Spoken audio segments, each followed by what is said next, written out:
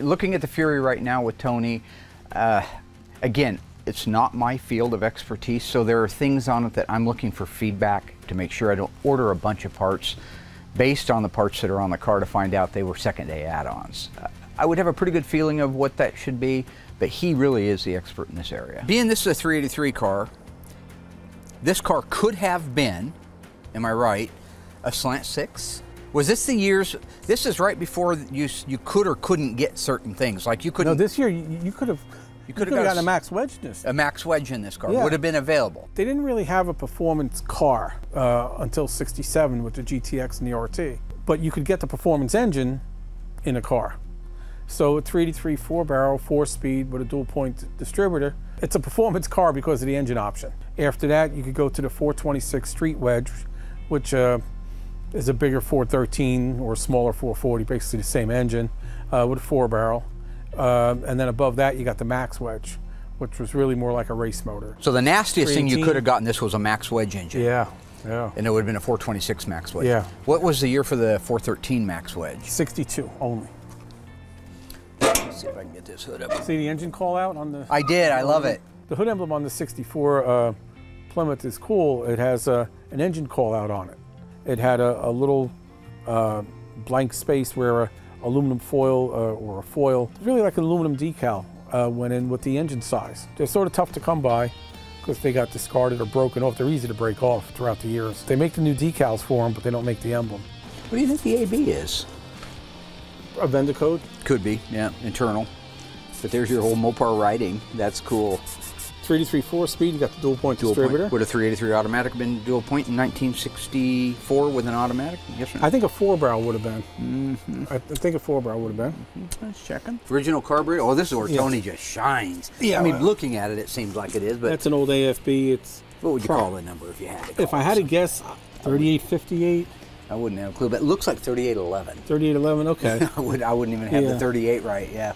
So in the case of the 1964 Sport Fury convertible 383 high-performance 4-speed, there were only 3,858 of those cars made. See how the voltage regulator is over here?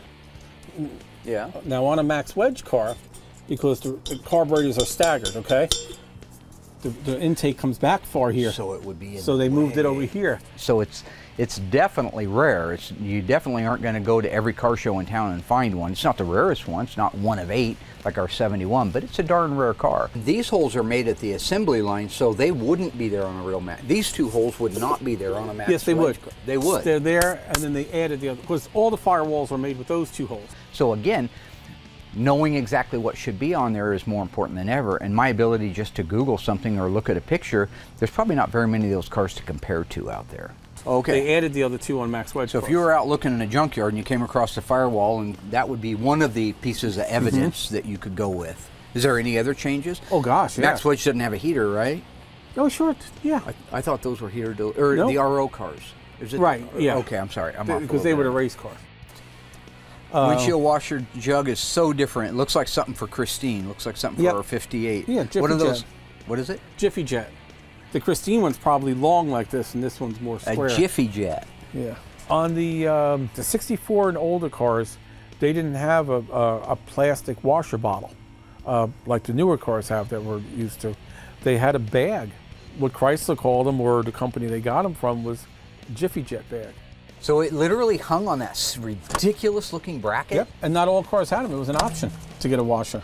Okay, look, I admit, I didn't know the Jiffy Jet. You want to ask me, you know, what color interior goes with this color casket? I can tell you that because I was down picking those out with Mom, you know, to bury my father in. But I didn't get the opportunity to run around and look at all the different cool things, and I didn't have a Jiffy Jet, okay? I had Osgood Slaughter, and obviously it's a foot pump. Right. Yeah. No, it's not, Mark.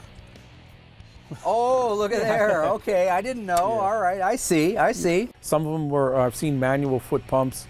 That car there was obviously, it had the motor, electric motor.